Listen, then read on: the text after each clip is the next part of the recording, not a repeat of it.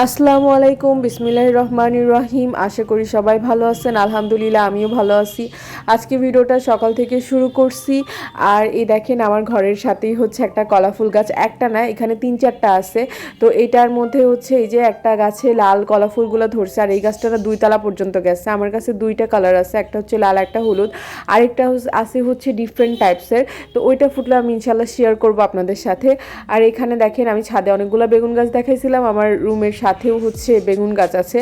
তো এখানে হচ্ছে বেগুন গাছে এই প্রথম এই গাছটাতে ফুল আসছে। তো ইনশাল্লাহ বেগুনও ধরবে, দেখা যাক কি হয়। আর এই যে সকাল সকাল গাছে ফুল ফোটা দেখতে এত বেশি ভালো লাগে। ফুল কিন্তু হাতের থেকে গাছে বেশি সুন্দর লাগে। যেমন মায়ের কোলে শিশু, তেমনি গাছে ফুল, দুইটা কিন্তু মানে খুবই সুন্দর লাগে আর কি। তো যাই হোক, বাগানে কিছুক্ষণ থাকার পরে আমি চলে আসলাম আমার ঘরে, যেহেতু ঘর গোছাতে হবে সকাল সকাল। তো আমি প্রথমেই আমার ফার্নিচারগুলোকে মুছে নিচ্ছিলাম। যদিও আমার রুমে হয়তো সবার বাসা অনেক দামি দামি ফার্নিচার, মানে অনেক মানে সব কিছু অনেক এক্সপেন্সিভ টাইপের আছে, বাট আমার বাসায় যা আছে, আমার যা আল্লাহ সামর্থ্য দিছে সেটাকে একটু গোছায় রাখার চেষ্টা করি আর কি। তো যেহেতু আরও রাস্তার সাথেই বাসা, প্রচুর পরিমাণ ধুলা হয়, তো আমি চেষ্টা করি সবসময়ই এইগুলোকে একটু মুছে রাখার। যদিও আমি মুছে যাওয়ার কিছু সময়ের মধ্যেই দেখা যায় যে আবার একটা মোটা ধুলার পরত পড়ে গেছে। তবু কিছু করার নাই, এই অবস্থাতেই গোছায় রাখতে হবে। তো এই যে টিভির টলি দেখতেছেন, এটা নিয়ে আমার পুরো একটা অনেক বড় হিস্ট্রি আছে।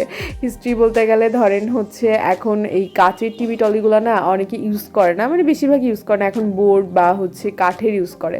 বাট আমার কেন জানি কাচের জিনিসের প্রতি বেশি মানে অ্যাট্রাকশান। তো আমি চেষ্টা করি কাচের জিনিসই কেনার। আমার রুমে বেশিরভাগই কাচের জিনিস আমি কেনার চেষ্টা করি। তো যাই হোক, তারপরে হচ্ছে আমি আমার ছেলের পড়ার টেবিলটাও গোছাচ্ছিলাম। দেখলাম যে বই পড়ে বইটা বেডেই রেখে গেছে, তো সেটা নিয়েই আমি জায়গায় রাখতেছিলাম। আর এখানে যে টেস্টার ছিল, আসলে গতকালকে একটু বাসায় কাজ হয়েছিল কারেন্টের, তো সেই জন্যই টেস্টারটা এদিক ওদিক পড়েছিল। তো আমি এটাকেই হচ্ছে ঠিক জায়গায় রাখলাম। তারপরে দেখেন এখানে চাল আছে কিছু, এই চালটাতে না শুঁড়োপোকা যেটাকে বলে সেটা ধরে গেছিলো। তো চালটা কিছু সময়ের জন্য রোদে দিছিলাম। রোদে দেওয়ার পরে উঠায় এনে আমি এর মধ্যে কিছু তেজপাতা দিয়ে রাখলাম, কারণ আমি শুনছি যে এটাতে পোকা টোকার উপদ্রব কম হয়, তো এর জন্য। তো তারপরে আমি এখানে সকালে নাস্তা তৈরি করতেছিলাম। সকালে আমি ডাল, রুটি আর হচ্ছে ডিম ভাজি এগুলাই করছিলাম, আর একটা ভাজি ছিল। তো এটাই করছিলাম সকালে। এখানে সকালের মানে আটাটা, রুটির যে আটাটা সেটা এত বেশি শক্ত হয়ে গেছে, আমি জানি না কেন এমন হয়েছে, বাট রুটিগুলো গোল হচ্ছিল না সহজে। তো আমি এখানে রুটি বেলতেছিলাম, আর আমার মেয়ে হচ্ছে রুটিটা ছেঁকে দিচ্ছিল আর কি, যেহেতু সময় খুবই কম ছিল। তো আমি সাধারণত একাই করি, বাট আজকে কেন জানি মেয়ে বললো যে মামি হেল্প করি, তো আমি আর না করলাম না। অন্য সময় নাই করি, বাট দেখলাম যে পড়ার চাপটাও একটু কম আছে ওর, এর জন্যই বললাম যে ঠিক আছে তুমি হেল্প করতে পারো। তো তারপরে এই সকালের রান্নাটা করে খাওয়া দাওয়ার পরে আমি দুপুরে রান্নাতে চলে আসলাম। দুপুরে আমি হচ্ছে আজকে খুব বেশি কিছু করি নাই, কজ গতকালকে কিছু খাবার ছিল, মানে মাংস ছিল, তারপরে হচ্ছে সকালে যে ভাজিটা করছিলাম সেটাও ছিল।